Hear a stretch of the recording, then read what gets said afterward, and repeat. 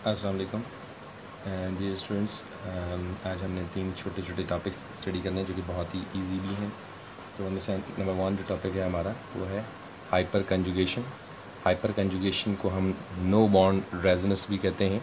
इसको इस एग्जांपल से स्टडी करते हैं कि हमारे पास एक कंपाउंड है कि जिसमें डबल बॉन्ड है यानी पाई सिस्टम है, और उसके साथ एक सिंगल बॉन्ड है कार्बन का आगे, और उस कार्बन पर जो नेक्स्ट कार्बन है उस कार्बन पर आगे सिग्मा बॉन्ड्स हैं, चाहे एक है चाहे एक से ज़्यादा सिग्मा बॉन्ड्स हैं।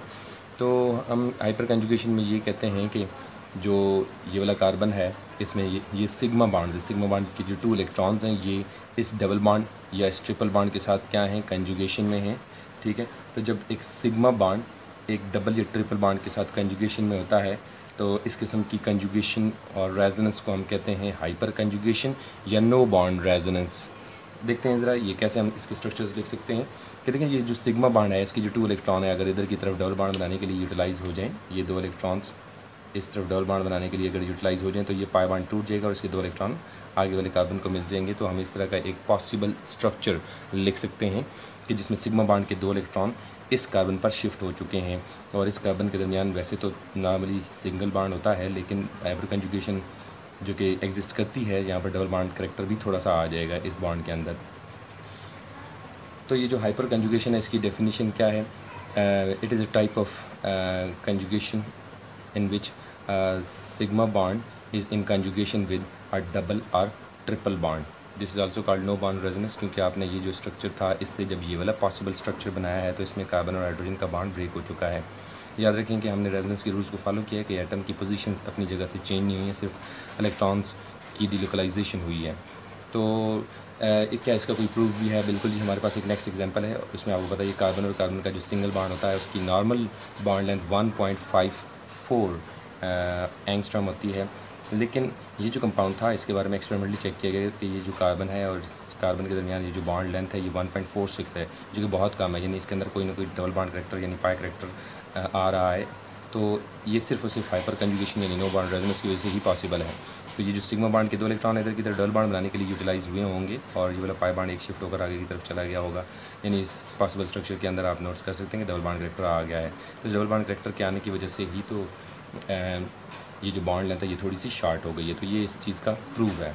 हाइपर कंजुगेशन में हमेशा याद रखें कि जो हमारा सिस्टम होता है, जो भी मॉलिक्यूल होता है हमारा, उसमें जो अनसैचुरेटेड सिस्टम होता है उसको ये जो सिग्मा बॉन्ड के इलेक्ट्रॉन्स है ये दिए जाते हैं, यानी हाइपर कंजुगेशन में मोस्टली क्या किया जाता है, इलेक्ट्रॉन डोनेटिंग इफेक्ट होता है।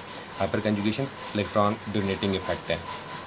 ये हाइपर कंजुगेशन कार्बोकेटाइंस में भी एग्जिस्ट करती है कि फॉर एग्जांपल ये कार्बन था तो इस पर सिर्फ पॉजिटिव चार्ज हो और आगे कार्बन ही ना हो, तो ये 2 इलेक्ट्रॉन इधर डबल बॉन्ड बनाने के लिए यूटिलाइज हो जाएंगे और ये 2 इलेक्ट्रॉन इधर की तरफ दे दिए जाएंगे। तो कार्बोकेटाइन।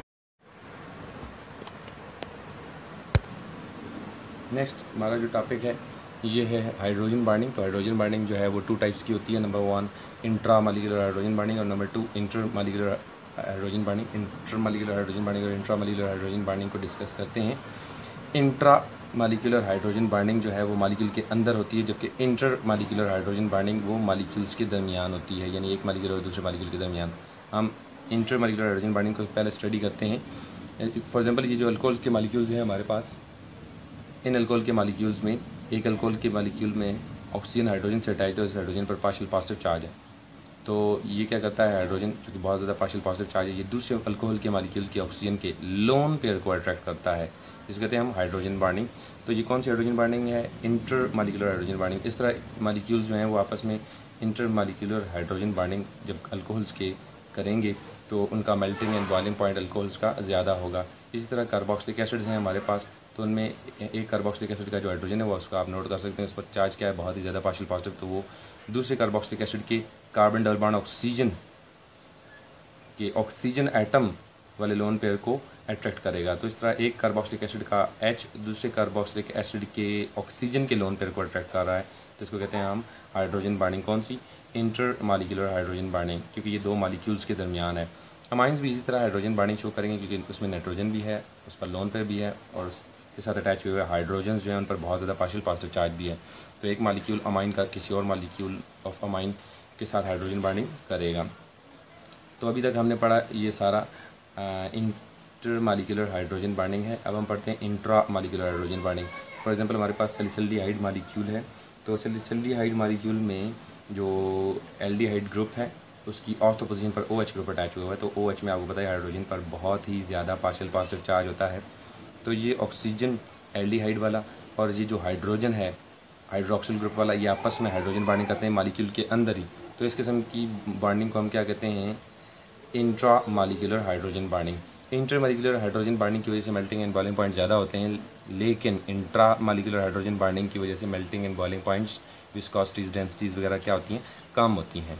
तो ये है जी हाइड्रोजन बॉन्डिंग, जो कि कब होती है, जब हाइड्रोजन का एटम ऑक्सीजन, नाइट्रोजन, फ्लोरीन वगैरह के साथ अटैच हो, तो तब हाइड्रोजन बॉन्डिंग हो सकती है। यानी मॉलिक्यूल में किसी highly electronegative atom oxygen, nitrogen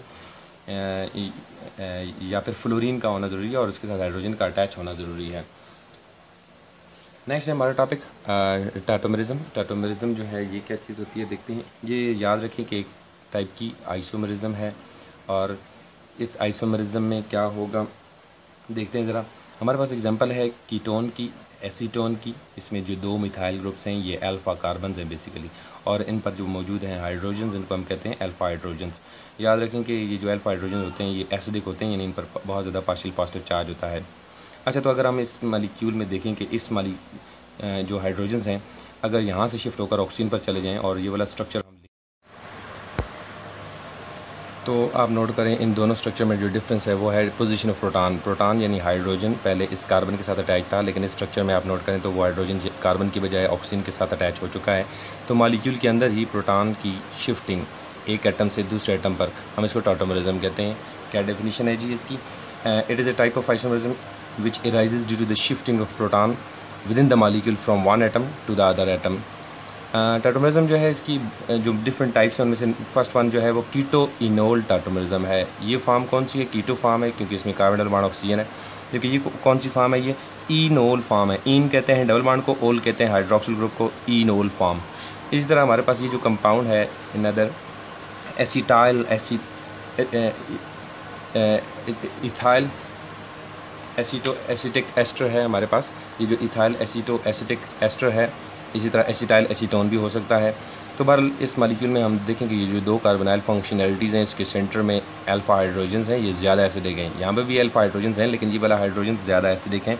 तो ये हाइड्रोजन अगर यहाँ से शिफ्ट होकर इस ऑक्सीजन पर चले जाएँ तो हमें ये स्ट्रक्चर हासिल होता है। दूसरा, तो ये जो 2 आइसोमर्स हैं इनमें प्रोटॉन की पोजीशन का डिफरेंस है। ये कौन सी फार्म है? ये इनोल फार्म है, और ये कौन सी? कीटो फार्म है।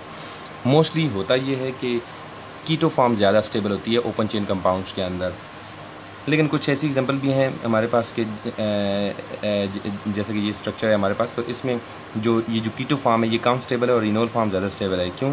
क्योंकि कीटो फार्म के मुकाबले में आप इनोल फार्म में नोट करें तो ये बेंजीन रिंग अब कंप्लीट हो चुका है, बेंजीन रिंग बहुत ज़्यादा स्टेबल होता है। तो और ये तभी हो सकता है जब ये इनोल फार्म में जाए, यानी कि ये फ़िनोल है। तो फ़िनोल जो मॉलिक्यूल है उसकी कीटो फार्म भी होती है, इनोल फार्म भी, लेकिन इनोल फार्म बहुत ही ज़्यादा स्टेबल होती है। इस वजह से ज़्यादा परसेंटेज फ़िनोल की इस फॉर्म में ही पाई जाएगी, जबकि उसकी कीटो फॉर्म बहुत ही कम होगी। कुछ साइक्लिक कंपाउंड भी ऐसे हैं कि जिनमें कीटोन फंक्शनैलिटी अगर प्रेजेंट है तो उसकी अगर आप इनोल फॉर्म लिखें, लेकिन वो इनोल फॉर्म स्टेबल नहीं होगी। क्यों? क्योंकि इसमें कोई ऐसा फैक्टर नहीं आ रहा जो कि इसकी स्टेबिलिटी को इंक्रीज़ करे। तो नॉर्मल केसेस जितने भी हैं ओपन चेन या साइक्लिक कंपाउंड में के कीटो फॉर्म ज़्यादा से ज़्यादा स्टेबल होती है। एक एग्जांपल एक्सेप्शनल बिहेवियर शो किया था फ़िनोल ने। फ़िनोल इनोल फॉर्म में ज़्यादा स्टेबल होता है और उसकी कीटो फॉर्म स्टेबल नहीं होती। तो ये जो स्टेबिलिटी होती है कीटो या इनोल फॉर्म की, उस हिसाब से हम कहते हैं कि कौन सी फॉर्म ज़्यादा एग्जिस्ट करेगी। नॉर्मली बहरहाल कीटो फॉर्म ज़्यादा एग्जिस्ट करती है, ये नहीं कि इनोल फॉर्म नहीं होगी लेकिन बहुत कम। और एक्सेप्शनल बिहेवियर फ़िनोल का है जिसकी इनोल फॉर्म बहुत ही ज़्यादा एग्जिस्ट करती है क्योंकि स्टेबल बहुत होती है। टैटोमेरिज्म की एक और टाइप है हमारे पास नाइट्रोसो ऑक्साइन टैटोमेरिज्म।